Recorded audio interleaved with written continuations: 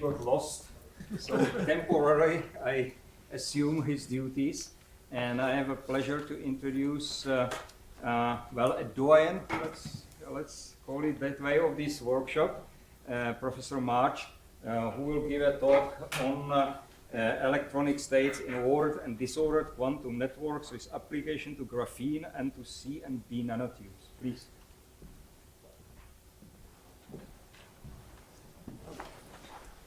Thank you very much. It's a privilege to take part in the workshop, and I'm very grateful to the organisers for inviting me. I'll be glad if people tell me I've written my transparencies too deeply on these sheets, so if I forget to push them up at the right time, will you shout out, please? Now, the paper is with Professor Angelella in the University of Catania, and I'll also be reporting some results got by a Belgian research student, Frederick Leys, from the University of Antwerp, where I worked and I jointly supervised him for some years with Professor Lamont. It has been necessary for me to change quite a bit the presentation of the first part of the talk, because the two subsequent talks in this session are about carbon nanotubes and nano-structures. And though I need to talk about graphene, I shall be mainly concerned with a boron layer and boron nanotubes in the first part of the talk, and so I'll divide the presentation into the two distinct parts recorded here. First of all, ordered systems, but of course built from this rather simple quantum network model, but naturally utilizing, of course, Bloch's theorem and Brillouin zones to treat a periodic quantum network like graphene, which I'll discuss. But the other two lectures in the session, as I've said, promise derivations of results I'll now choose merely to quote, and so you'll see the derivations later. And then the second part of the talk is on the effect of disorder on the electronic states in the quantum network framework, and I'd like to mention that there is a paper tomorrow which mine complements by Professor C.H. Texier, and this is on networks of weakly disordered metallic wires. My work is complementary in the sense that the approximations I'll suggest are better for strongly disordered systems, but there's relation there.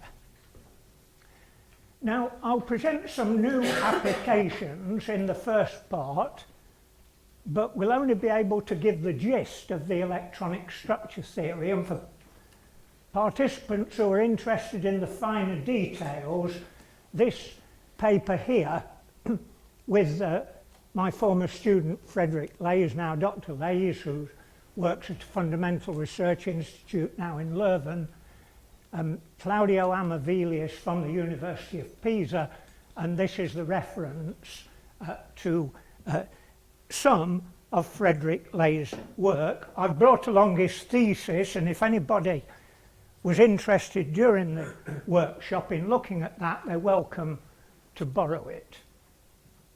Now, also in part two, I shall only be able to highlight the essential steps and their physical consequences, again omitting most of the finer details.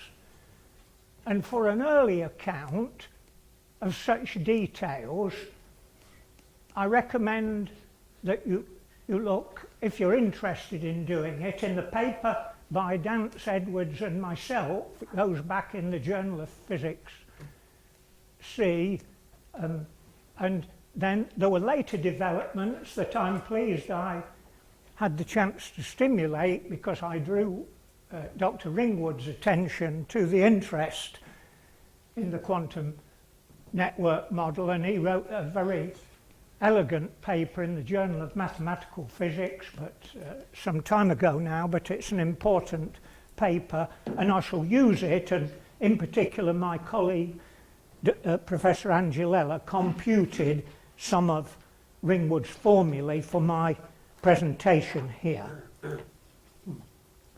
Now I want us to start with a regular hexagon of carbon atoms.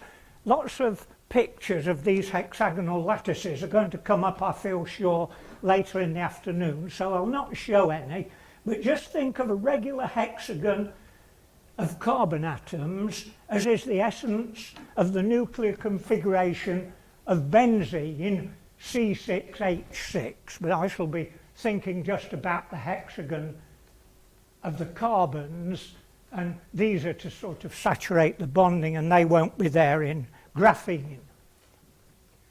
And in the plane of the hexagon, say the XY plane, one has in chemist language directional sp2 bonding, and in each carbon atom this leaves a 2pz orbital pointing out from the plane with nodes at the nuclei, and the mobile pi electrons, which are all we're considering in the network model, they are formed as molecular orbitals from these atomic orbitals in the usual type binding method, which I'll compare and contrast occasionally with the predictions of the network model.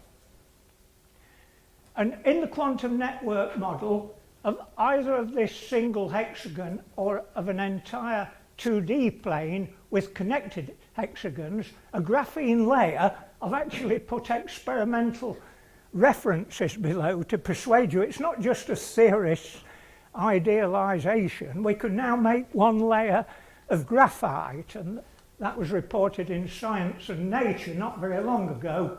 But of course in the network model then, one reduces the wave functions of these pi electrons to those on one-dimensional wires along the bonds, the nodes of the network being atoms. And then the idea of the quantum network model is simple enough.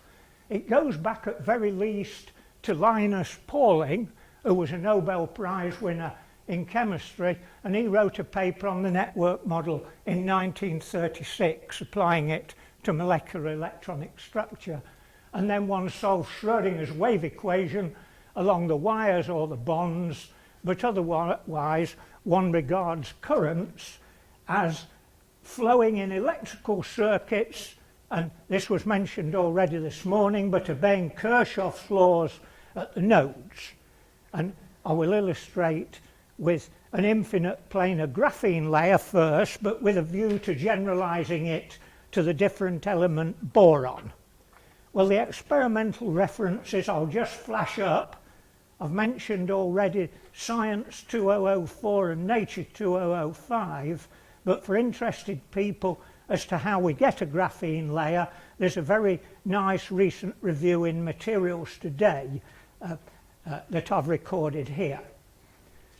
Now, as my predecessor in Oxford, Charles Coulson, was the first to stress, to my knowledge, such an infinite network of hexagonal carbon atoms has an electronic band structure, as I've indicated, which is very similar, not quantitatively the same, but semi-quantitatively, to that of the solid-state physicist type binding model. And this is true even though in Coulson's use of the quantum network model, electrons move freely, that is in zero potential V, along all the wires of the quantum network with, of course, currents, quantal now, as I've said, satisfying Kirchhoff's laws at the nodes. And let me then merely state the shape of the dispersion relations in a type binding model first, and then in quantum network models. The latter is promised to be derived in a later lecture this afternoon. Now in the tight binding model for the pi electrons, the dispersion relation is a constant pi energy plus another constant T times a local structure factor.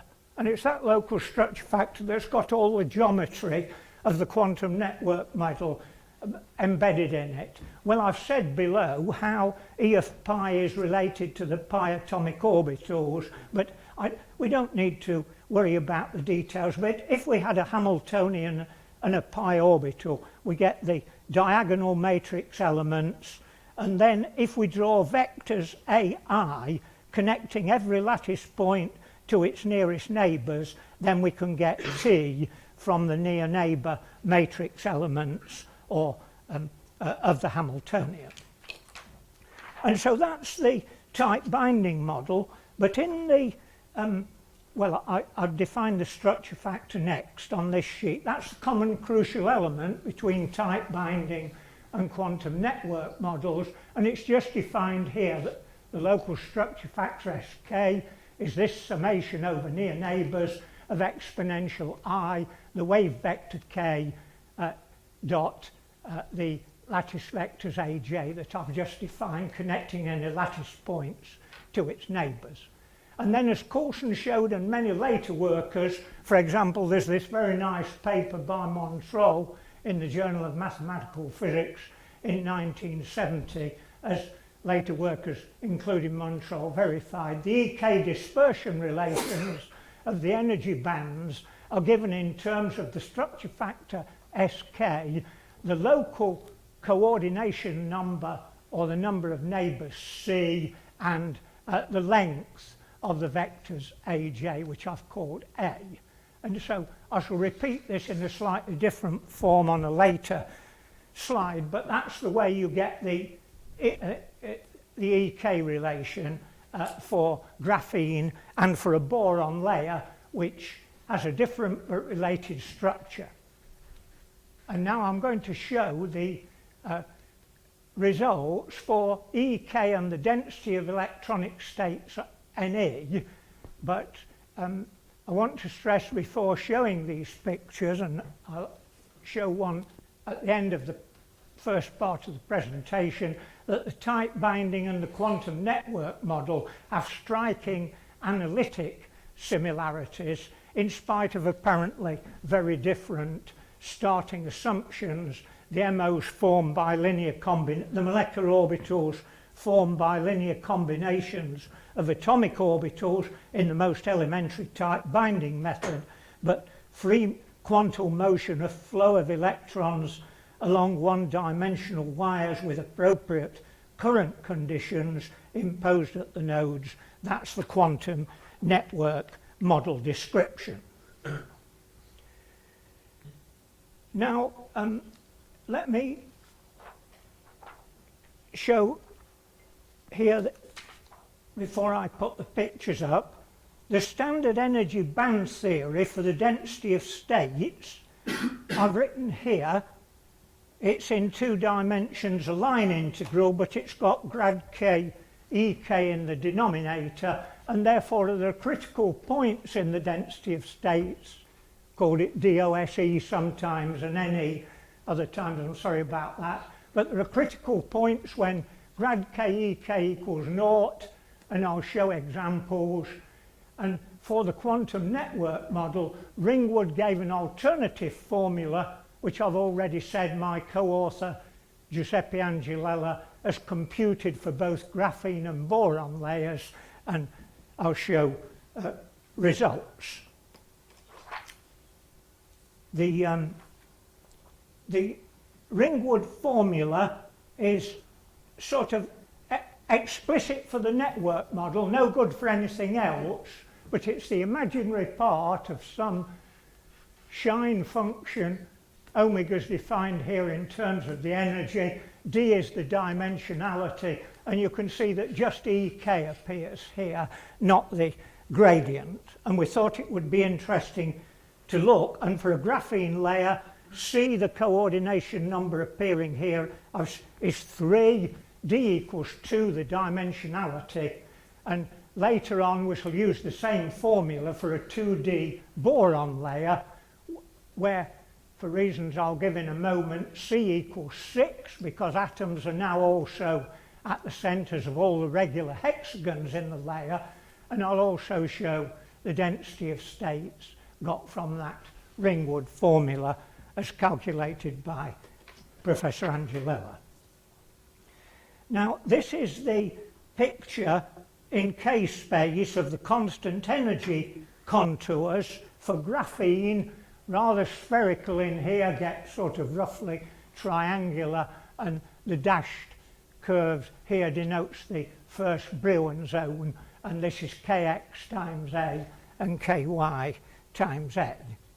And that will come up in the next two lectures, so I'll just flash on the corresponding density of states, and here are the critical points, or the Van Hove singularities in the density of states. I explained where they were coming from already, but the Fermi level is here, and so this part of the pi bands is fully occupied out to here, and this part is empty, and so this is a semi-metal in solid state physics language. I shall contrast that in a few minutes with the results for a boron layer.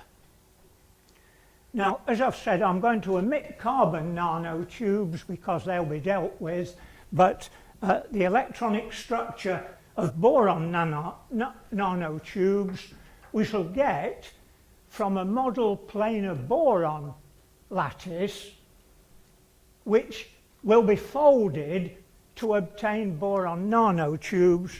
You'll hear about the details, so I won't go into defining reciprocal lattice vectors, though I just need to establish a notation at the bottom here by defining a chiral vector. But now let me just reiterate that the structure of the planar boron lattice considered below can be obtained simply by considering graphene, replacing all the carbon atoms by boron atoms, and placing an additional boron atom in the centre of every hexagon. And in that way you can see every boron atom, as I've said, has a near-neighbour coordination number of 6. To describe this lattice, one can use two lattice vectors I've called A1 and A2, conveniently chosen 60 degrees apart to facilitate folding the 2D sheet into boron nanotubes. And to characterize the nanotube obtained by folding such a sheet, one defines this chiral vector, I've called it C sub H, and it's defined in terms of the two vectors I've introduced, A1 and A2, but with a pair of numbers N and M. And well, Frederick Lay's calculated for boron nanotubes a number of pairs of N and M, and I shall just show results for one pair when N and M are in fact 3 and 3. And so this is the analogous picture, and I'll just flash it on because it looks rather the same. This is for the boron lattice. It looks like graphene. The Brillouin zone is the same. The density of states from the Ringwood formula now looks very different, and you can see that the Fermi level this time lies in a region of substantial density of states, whereas the graphene one lay in the zero density of states regime of making it a semi-metal. So this is now metallic in solid state physics language. For the 3,3 boron nanotubes, in the jargon this is the zigzag form. This was considered by Frederick Lays in his thesis, and I've just reproduced the quantum network EK relations as a function of K. You'll see some more of these later on, and well, we can get from that the density of states of one-dimensional boron nanotubes, and I've written on here if mu is a band index, the way we do that, and all of the boron nanotubes we considered are found to be metallic. I'd like to just make a small digression for a moment, though to deal with it was beyond the scope of the present study, but we can expect that a pile's distortion will occur because essentially we now seem to be talking about a one-dimensional metal, and that will then possibly lead to a small energy gap, but as I've said, that's beyond the scope of the present study. I'll just flash on the density of states for this 3,3 zigzag nanotube, but it's dominated now by the Van Hove singularities, well, again, it will come up in the context of carbon nanotubes. So let me complete this first part of the talk by just comparing for this case of boron, the density of states for the quantum network model, which is the solid line, and for the tight binding model, the simplest tight binding model. You can see there, as I've claimed, they're analytically very similar. The Fermi levels differ a bit. This is the Fermi level for the quantum network. This is the Fermi level for the tight binding. But you can see that this astonishingly simple free electron model with currents along wires, like in a Kirchhoff network, that deals with what is a harder calculation, but quite doable, as I've shown. And I'll like to leave that first part of the talk there, and as I say, that will be continued later on this afternoon. So I want to turn now to disordered quantum networks, and I don't need to say that once we give up, as we have to, Bloch's theorem and Brillouin zones, then we can't solve this problem exactly, even in such a simple model. And so there are only a few specific models with disorder about which there is general agreement. In the references to this present work, we quote the important work of Lloyd in Bristol. I shall refer to that in my discussion of some future directions, and also we must mention the Nobel laureate in physics, P.W. Anderson, on the conditions for electron localization by disorder. But there's relatively few other places where we've got definitive results. Now the focus below, though I've built on it and extended it, I'd like to start with the work I was fortunate to do with John Dance and now Sir Sam Edwards, which was written in the Journal of Physics C, but a long way back, 3 decades or so. But our starting point there was, again, this quantum network model, and I won't be able to give the fine details, but let me focus on the essential steps. But I want to stress that most of these steps now involve intuitive assumptions, and roughly speaking, they all hinge on regarding the disordered network as a collection of intersecting paths, and then that reminds one of trajectories in a Boltzmann gas, and the intersections of these paths are like the collisions that are taken account of in the Boltzmann transport equation. So it won't surprise anybody that when we had that picture as starting point, we ended up with a Boltzmann transport equation. But, well, I'd like to go through the steps, and, well, the Boltzmann transport equation, I shan't be able to derive what we wrote there, but I'll write up the collision term, and it's complicated. And you wonder if anything can be done with it, but it can. But I'd like to stress a key point at the outset, and that is we had to conceive of a different quantity than the wave function to discuss in this statistical approach to deal with the disorder, and that quantity turned out to be the logarithmic derivative of the wave function as a function of position and energy, but the logarithmic derivative with respect to position.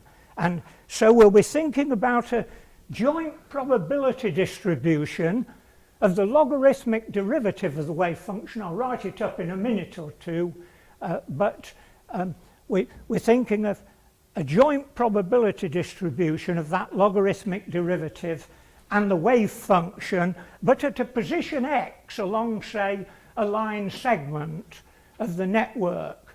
Now, that's too complicated, and eventually we can reduce that joint probability distribution by thinking about Boltzmann transport and the approaching to a steady state. We can remove the variable x, which is analogous to time in the Boltzmann analogy, so we'll get a joint probability of the logarithmic derivative and the wave function, but even that, as I shall show, is too complicated, and so we can actually integrate out the wave function.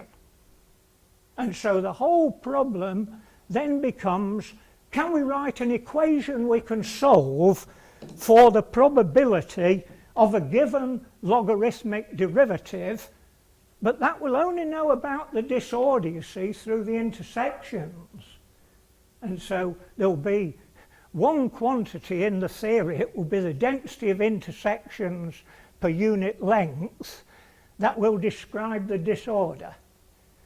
Well, that's a very, very rough attempt, but on the next transparency now, I've tried to set out in a bit more detail this philosophy.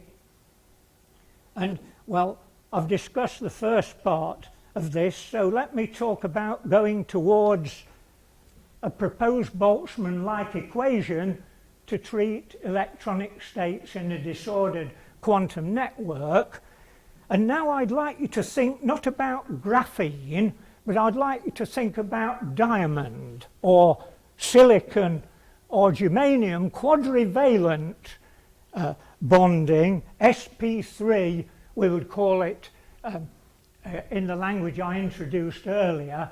And so I shall assume that there are 4 branches out of each intersection. But that's just for presentation, it can be generalized, but I've indicated on the bottom of this transparency therefore that the wave function at psi is continuous across an intersection, and therefore for quadrivalent atoms we can write that at psi on each of the 4 paths satisfies at psi 1 equals up to at psi 4.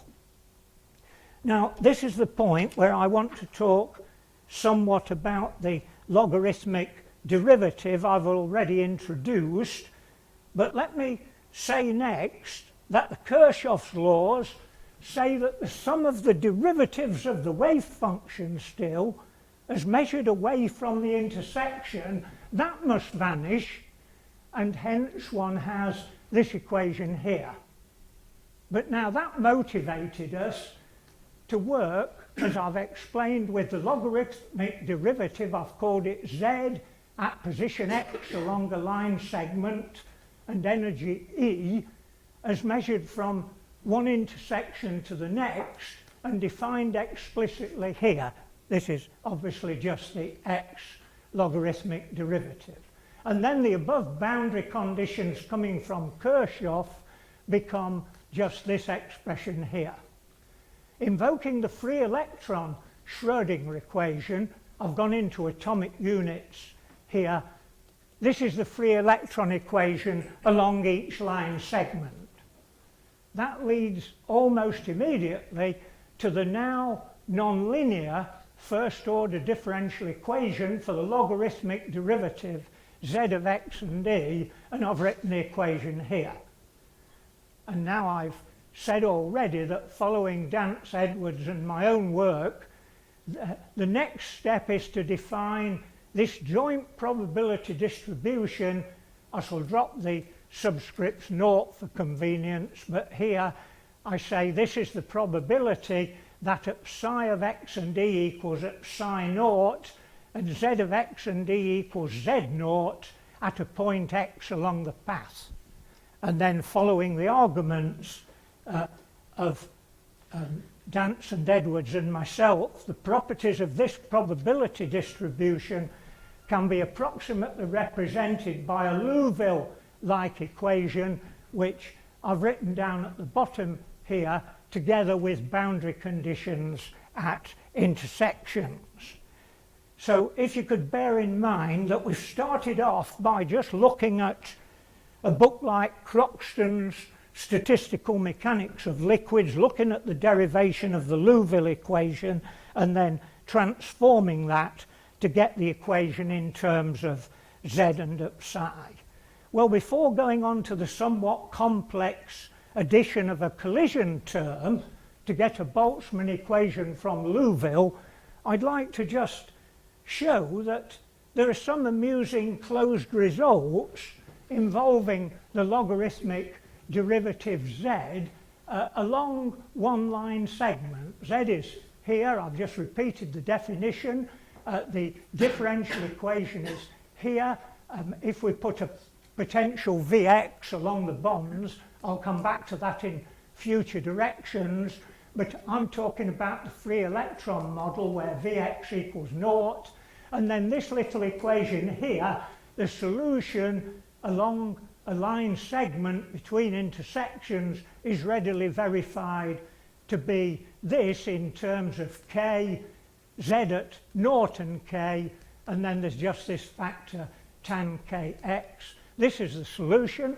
The wave function along a line segment can also be obtained and has a form involving also z at naught and k, and it's here. And I could also construct the density matrix. Can't do enough to treat problems like were being spoken about this morning and will be referred to in later papers. I can't get more than the Dirac density matrix, and that won't give me, say, the quantum conductance. I need a two-particle green function to do that. But either we can write this from these known wave functions for the Dirac matrix, gamma xx prime, and I've called the Fermi wave vector, wave number kf, or more elegantly from the equation of motion of the density matrix here. If I put sum and difference coordinates at psi and eta, then this equation transforms into d2 gamma by dxi d eta equals naught, and that's got a general solution. Gamma at psi and eta is the sum of a function f of xi plus g of eta. Obviously, that function f is directly related to the electron density in the network rho of x. And so that's just to show that this is an interesting quantity in itself. But now let me go on and talk about the motivation a bit more for assuming that a Boltzmann-like equation will govern the probability distribution of the logarithmic derivative z, which is the aim now of the rest of this talk, to write and solve approximately that differential equation. Well, we're talking now about the electronic structure of a tree in which disorder is large and is assumed to destroy all closed circuits that obviously exist in an ordered crystal. And we asserted now that this could be represented in terms of a Boltzmann-like equation governing the probability distribution of the logarithmic derivative z, which we've already discussed fully along a single line segment. Now, considering the entire network as made up of paths, we can write a Boltzmann equation for this quantum network model by assigning a direction to the paths and making the analogy due to scattering at intersections, say z and psi is the pair of variables just before an intersection, sorry about that, and z prime psi prime just after. And then here's the analogy we've made, adding spatially on this side x goes to t in the Boltzmann equation, and this leads us to propose, but of course nothing can be proved because we can't solve the problem exactly. It gives us reason to postulate the existence of a Boltzmann-like equation for, first of all, this probability p of the logarithmic derivative, the wave function and the position on the path, and this is equal to rho, which I've introduced already in words, that's the density of intersections per unit length, and this curly L of P, Z psi and Z is a linear function now, and well, I can't take you through the derivation of that, but we just go back to the Boltzmann gas and we rewrite the Boltzmann gas in terms of the logarithmic derivative. But now let me take you, if I may, through the essential steps. I've already talked about the Liouville equation. I showed already that that would transform to a Boltzmann-like equation by adding this functional L as the collision term. Is complicated, but we can display a form of it and use it. And then we take the steady state limit independent of time, which goes to position x in our Boltzmann analogy, and then we have a partial differential equation for the joint probability distribution P of z and psi. X has now gone out because we've reached, in inverted commas, a steady state, and in principle that joint probability distribution can be solved. We haven't done that, it's going to be a massive calculation, but fortunately we can integrate over at psi, and using the form of the collision term involving the linear functional L, which I'll just flash up, but it doesn't bear looking at very long. This greatly simplifies by integrating out at psi from the joint probability distribution P of z and at psi, and that leaves us with an ordinary differential equation for the probability distribution of the logarithmic z of the wave function in this disordered quantum network model. The final step, which simplifies life a lot, is to take the Fourier transform of Pz going into what I ought to call P tilde omega, but I haven't wanted to complicate the transparencies, so Pz goes into a new function, P of omega, and we can thereby obtain an explicit, needless to say, approximate nonlinear differential equation for P of omega, and I'll now put some flesh on these bare bones in the succeeding transparencies, and in particular write the equation for this function P of omega. Well, the first equation here is too complicated to go through, but I've written the linear functional L as a function of f, and then not only P of z and psi appears, but here the functional f appears. But in the Boltzmann equation, that f becomes P. And so we get down to this equation. This is the Boltzmann equation. I've said what rho is. It's here. And that could, in principle, be solved self-consistently for the joint probability function P of z and psi. But we can integrate over at psi in that equation using this rather complicated expression, and we're led to this equation for Pz.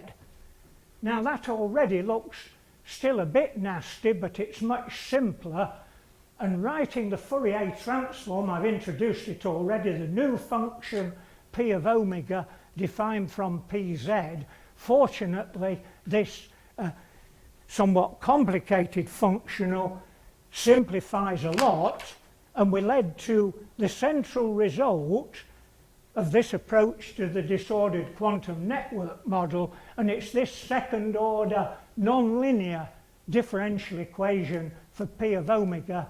This quantity here, I've called it NE. It's actually determined from the asymptotic behavior of this probability PZ. I've written the way in which NE is defined. It's the limit z goes to plus or minus infinity of z squared PZ.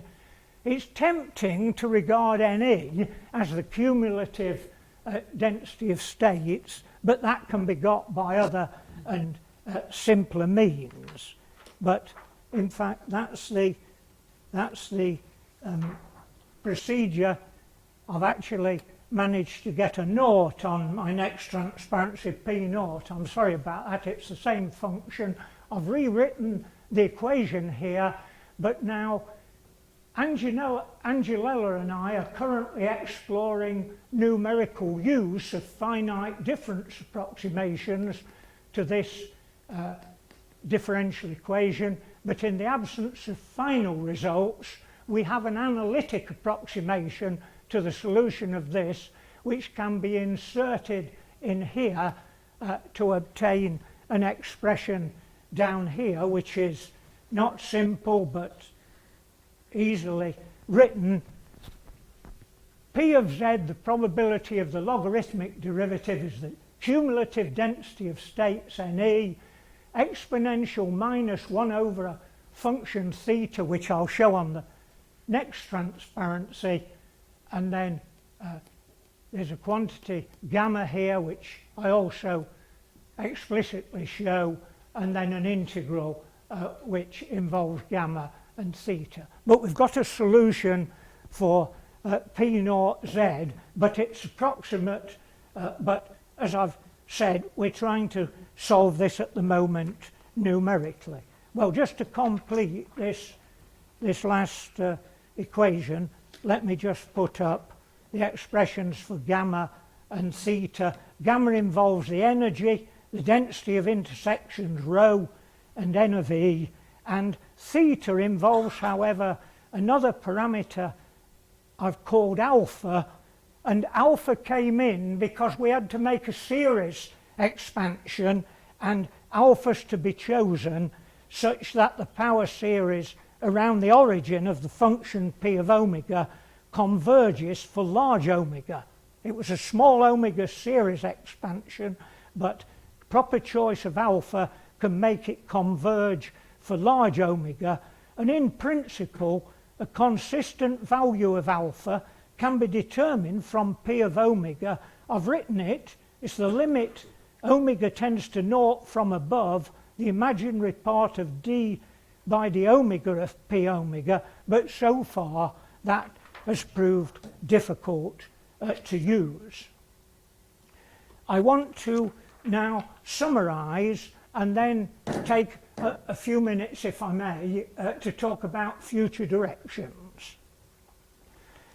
First of all, for directionally bonded assemblies such as a graphene layer or the modification to the two-dimensional boron sheet, the quantum network model, as has been shown, leads readily to dispersion relations Ek and corresponding densities of states which resemble chemical type binding approximations.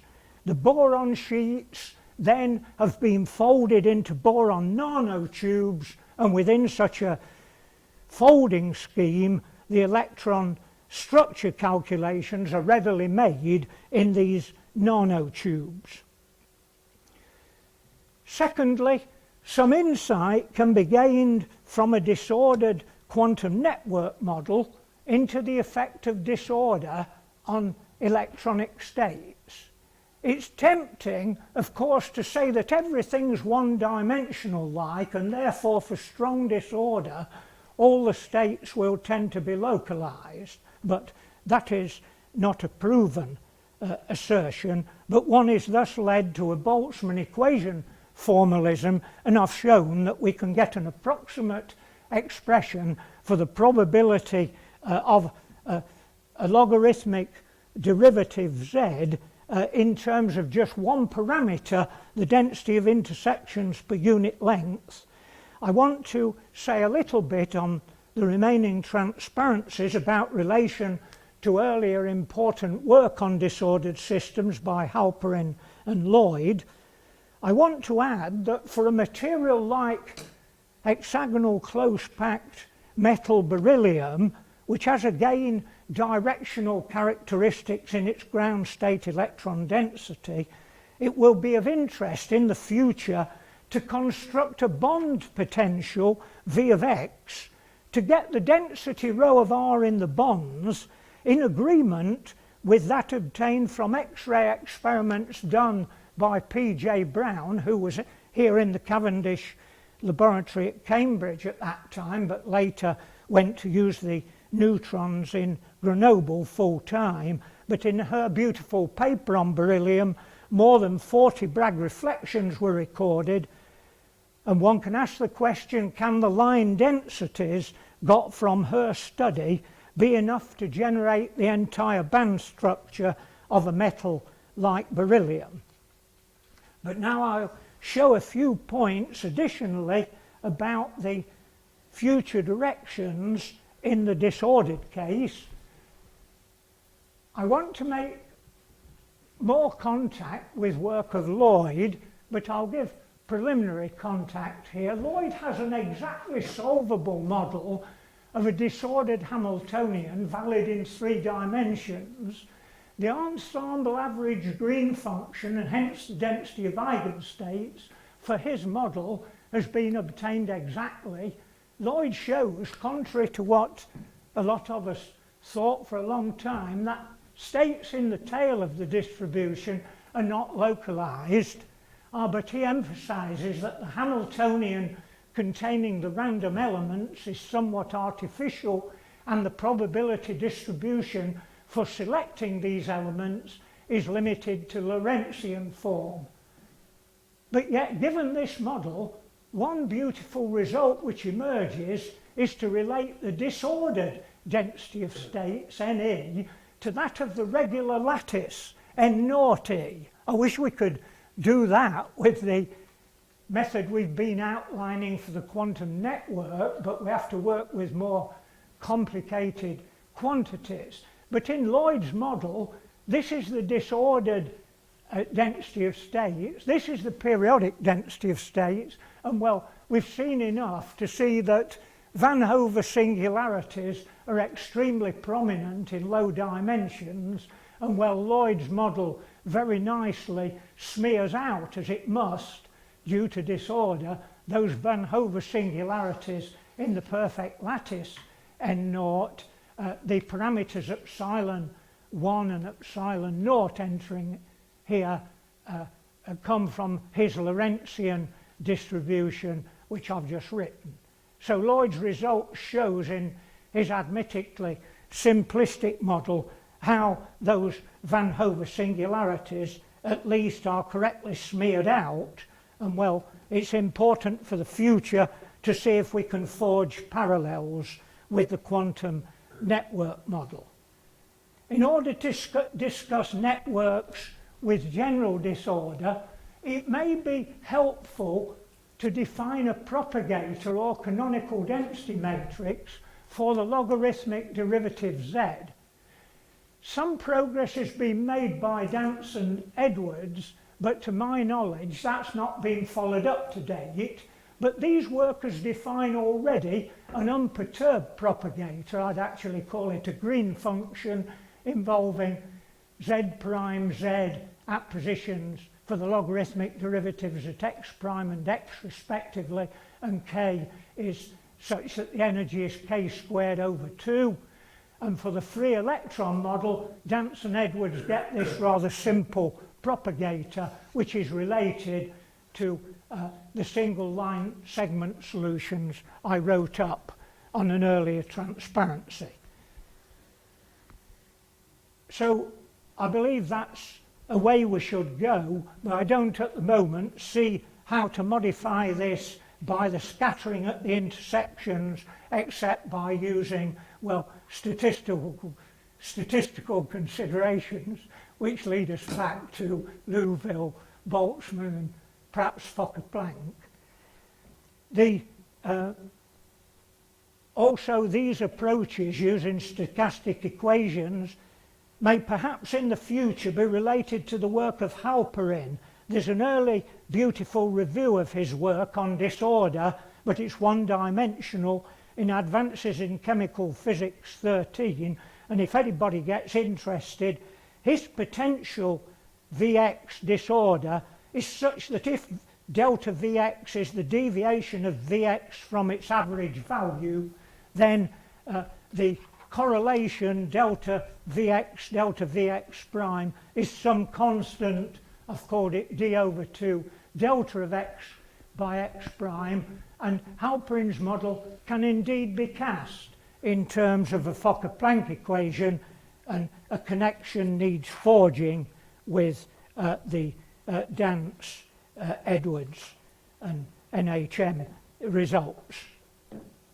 I'd like to say just finally that disorder in a network can be taken to arise from position and topological disorder, and we might think chemically in terms of modifying bond lengths a bit. It's hard to stretch chemical bonds, so if you disordered, say, silicon, and we can make amorphous silicon, then it's easy to make a model where you just change the bond lengths a bit, but force constants for changing bond angles are a factor of 10 weaker than for changing bond lengths.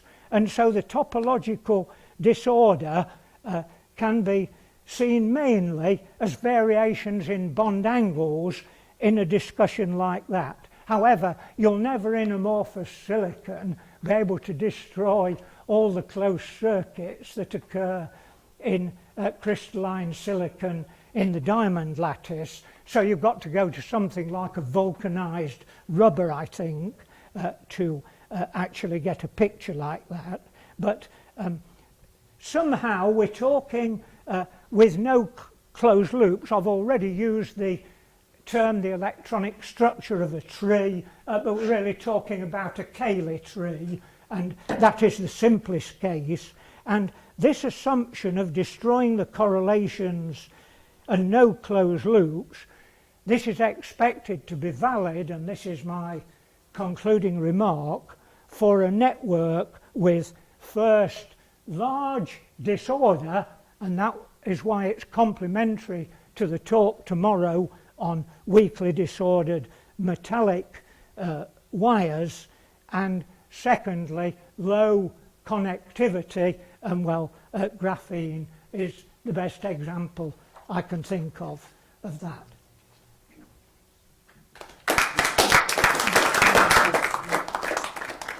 Thanks a lot. Questions, please? Yeah, Peter. I have a question about the very kind of beginning, namely validity of quantum network model. I'm a mathematician, and we are happy to study quantum network models since they are nice to study, and we all refer to polling and other papers related. But however, I wonder how well the results obtained by quantum network model correspond to real data, since if one looks at Rudenberg and Scher paper, for instance, 54 years ago, they have very plausible kind of heuristic derivation of quantum network model, but we now know that this derivation doesn't actually hold water. There are implicit assumptions that wave function never concentrates near vertices, and we do know that it does. Yes. So the derivation is... Now you're quite... So the question is, has been the predictions of quantum network models computations confirmed by, I don't know, experimental data? No, the answer is no. At best, they are semi-quantitative. The type binding curves that I showed in my talk will correspond better to experiment. you'd rather expect that, wouldn't you? They've got the atomic orbitals built in correctly.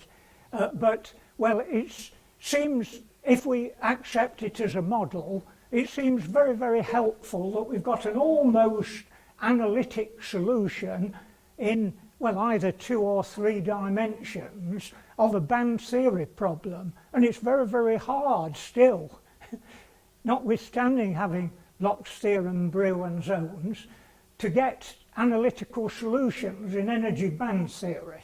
But I think the most interesting part of it is, if we of course accept the folding scheme to get the electronic structure of nanotubes, then one can get a whole array of nanotubes classified by this chiral vector with its integers n and m, and one can make quite rapid predictions of general things like metallicity versus semiconduction or insulating behaviour. But you're quite right that if we said, you know, is it going to agree with experiment? The answer is, we had to do what Montreux did in an early paper that I referred to. He put bond potentials along the wires.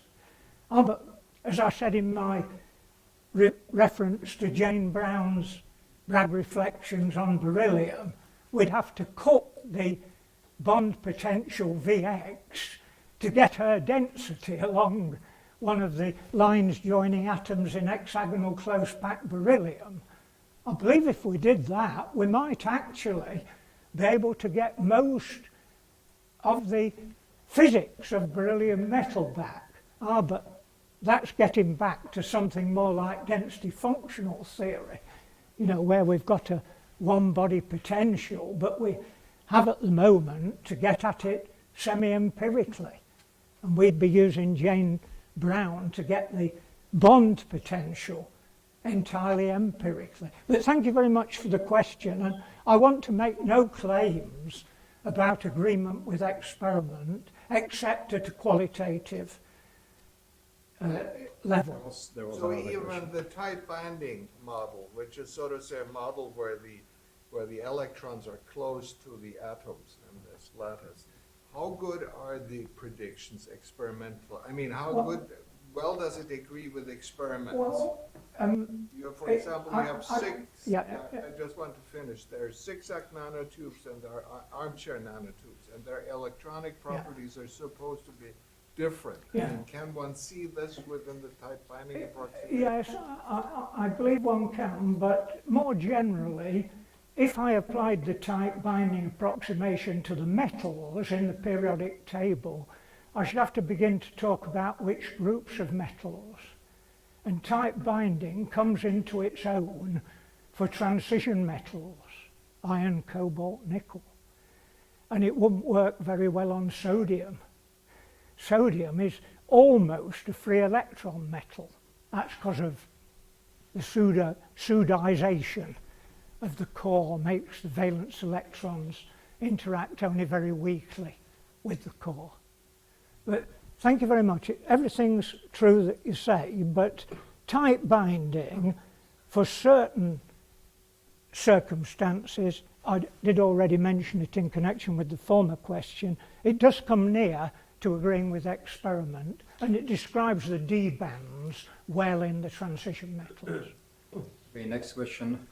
I want to reply to the answer to the question by Peter Kuchman regarding this, because once in one paper, there was a so-called Alexander model for superconducting networks, and once there was a paper 5 years ago, I think, where Filter published how does this model relate to the experiment. They published one curve which is an experimental one, and another one which is predicted by the quantum network model. Actually, they just coincide, because when they published it, they had to offset one of these curves just to show that Okay. there is some difference. Okay, so that was a comment. Still questions? Yeah. You have spoken of Bohr nanotubes. Do they really exist? And if yes, Yes. how are they produced? I'm sorry, I can't tell you how they're produced, but they exist. They exist? Yeah. Okay. Sorry, I'm a theorist and not synthetic chemistry. I'm afraid I'm no good at. Excuse me. You take the carbon nanotube and you replace all the carbon. One by one. Okay. Are there any more questions? If not, let's thank Professor March again.